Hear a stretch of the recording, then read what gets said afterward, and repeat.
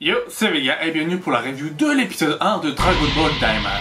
Notre nouveau rendez-vous hebdomadaire sur l'univers de Dragon Ball. Je faisais avant des reviews sur Dragon Ball Super en 2015, ça date, ça va faire 10 ans et depuis les choses se sont passées. Et on a une nouvelle franchise, une nouvelle licence, un nouvel animé inédit sur l'univers de Dragon Ball qui se passe après la défaite de Majin Buu. Oui, comme Dragon Ball Super. Et c'est pas la seule ressemblance à des séries précédentes. On peut citer Dragon Ball GT aussi pour l'innovation du vœu qui fait au royaume très haut, le plus puissant, du dieu quoi, du dieu de la terre. Et ça nous rappelle le vœu de Pilaf, de rajeunir les gens. Et là on a un autre vœu qui est de rajeunir toutes les personnes qui ont combattu Majin Buu et leurs amis, ce qui fait pas mal de personnes. Rajeunir, et pour les petits bébés, c'est-à-dire Goten et Trunks, enfin pas des petits bébés, pour les enfants de devenir des bébés. Donc voilà. En tout cas, qu'est-ce que j'ai pensé de cet épisode? C'était un résumé de l'arc Majin Buu. Une demi-heure de l'épisode, hein, il a fait 20 minutes comme un épisode normal. Une demi-heure directement. Pour du coup nous montrer, nous remontrer un peu l'arc Majin Buu, ce qui s'est passé, les grands moments, etc. Ce qu'il y a eu. Dommage, c'est toujours censuré avec du sang, etc. et il n'y en a pas. C'est comme ça. Peut-être qu'il y en aura dans la suite de Daima, je ne sais pas. Mais en tout cas, c'est comme ça. Mais tout ça d'un point de vue du nouveau roi des démons, qui n'est plus Dabra, puisque Dabra se fait éliminer dans l'arc Buu, et du frère du Kaioshin, qui s'appelle, je ne sais plus comment il s'appelle, mais qui s'appelle... je sais plus comment il s'appelle. Voilà, alors... C'est le premier épisode, les noms je les connais pas encore par cœur, donc désolé. Mais ça viendra petit à petit. Je sais pas combien il y aura d'épisodes en tout cas, vu que c'est pas un animé fleuve comme One Piece, comme était Boruto, etc. Apparemment, de ce que je sais, donc je sais pas combien il y aura d'épisodes. 12, 40, enfin bref, je sais pas, on verra. Mais en tout cas, tout ça pour nous faire d'un point de vue extérieur, nous faire revivre l'arc Majin Buu, et c'est plutôt intéressant. Moi, ça faisait longtemps que j'avais pas vu l'arc Majin Buu, donc ça m'a fait plaisir de le revoir, surtout animé avec l'animation plus moderne. Donc c'était très sympa, et de voir le nouveau roi des démons accompagné du frère de Kaioshin, qui est du coup abasourdi par la puissance des terriens, et en disant que ce ne sont pas non plus des démons parce qu'ils n'ont pas des oreilles pointues. Voilà. Donc, après ce gros morceau, parce que c'est quand même un gros morceau de l'arc Majin Buu, ils décident, ils disent, mais imagine si la Z-Team, enfin ils disent pas la Z-Team, hein, mais bon, voilà. Imagine si Goku et ses amis, finalement ils viennent dans le royaume des démons, on serait dans la merde quand même. On a notre Dragon Ball, on a notre univers, etc.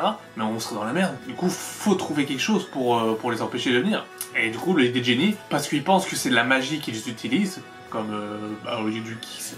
et de la magie blanche. Donc ils disent, nous, si on utilise la magie noire avec leur Dragon Ball, ça marchera pas. Ils voudront pas, ça marchera pas, du coup, il faut utiliser la magie blanche. Donc, l'idée de les rajeunir, comme j'ai expliqué tout à l'heure, c'est ce qui va se produire. Donc, ils veulent ramener les Dragon Ball de la Terre, mais avec l'aide d'un Namek, Lord Namek, ceux qui ont créé les Dragon Ball. Les trois, apparemment, il y en a trois, puisqu'il est gardé par trois entités. 3 monstres, les Dragon Ball du royaume des démons. Donc voilà. Donc, je crois qu'il s'appelle Gina ou un truc dans le genre, je sais plus. Donc il décide d'aller avec le Namek et etc. Il rencontre le docteur qui est la sœur du Kaioshin du royaume des démons. Donc du coup aussi qui est sûrement la demi-sœur ou la sœur aussi de Shin, possiblement, de Kaioshin. Donc voilà, qui va aussi sur Terre, de ce que j'ai compris, je crois que c'est ce que j'ai compris. Parce que l'ancien, Dabra finançait ses recherches. Donc je sais pas sur quelle recherche elle était, mais en tout cas, ils partent pour le monde extérieur de ce qui s'appelle. Et c'est là qu'on voit que le royaume des démons est en dehors de la Terre, puisque quand ils vont dans leur vaisseau, il y a une sorte de monstre bizarre, enfin une sorte de poisson, de robot, qui leur demande vous voulez aller où? Donc ils disent sur Terre, etc. Bref. Et ils demandent, info importante, quel univers? C'est-à-dire que l'effet de Dragon Ball Super existe dans Dragon Ball Daima. Daima peut être canon, je sais pas. Ça ferait quand même beaucoup de choses qui se sont passées après l'arc Majin Buu en 10 ans, de paix entre la fin de Majin Buu et la fin de Dragon Ball Z. La fin de Dragon Ball tout court. Hein. Mais ouais, ça serait passé beaucoup de choses. Mais en tout cas, ils vont vers l'univers 7. Donc DBS est un peu officialisé, canonisé avec ça. Donc je pense que Daima est canon, possiblement.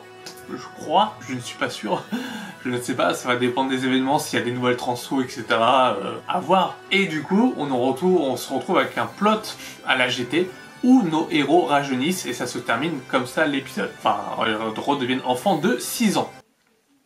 6 ans.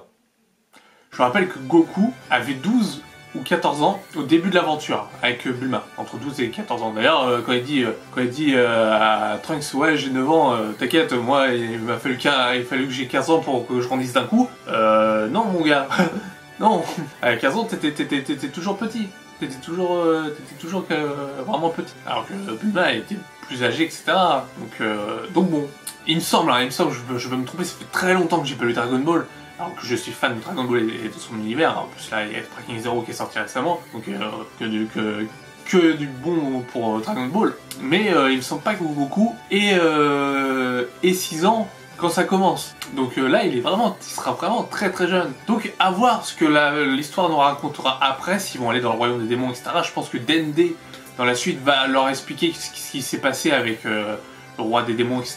Et après, ils vont décider d'aller dans le royaume des démons pour essayer de retrouver leur apparence, mais pourquoi pas demander au Dragon Ball, directement, Dragon Ball de la Terre, à moins que, du coup, un des vœux du roi des démons, c'est de prendre les Dragon Ball de la Terre pour pas qu'ils inversent le sort, ce qui est fort probable, et ce qui est possible aussi. Donc bon, moi, c'est un peu ma théorie dessus, c'est ce qui va empêcher les Dragon Ball de la Terre d'exaucer un vœu, etc., ce qui va amener le voyage au royaume des démons, de Goku, de Shin, etc., pour retrouver leur apparence normale, et dévoiler tous les secrets qu'il y a autour de la famille de Shin, ce qui pourrait être sympa, et donner une nouvelle aventure à Goku.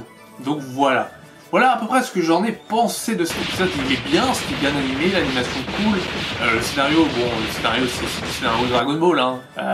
On n'est plus au temps de sel ou de boue, mais ça mérite de faire le café et de passer un bon moment. Les 30 minutes, je les ai pas vu passer franchement, alors que c'était du Reddit pour la plupart du temps de Majin Buu.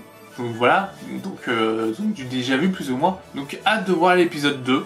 À savoir que c'est disponible sur Crunchyroll, sur ADN à 18h45 le vendredi, Crunchyroll 19h le vendredi, et Netflix une semaine en retard. Ouais, bon, pour ceux qui ont Netflix, il faut attendre une semaine, donc vous regarderez peut-être cette review une semaine après, je ne sais pas.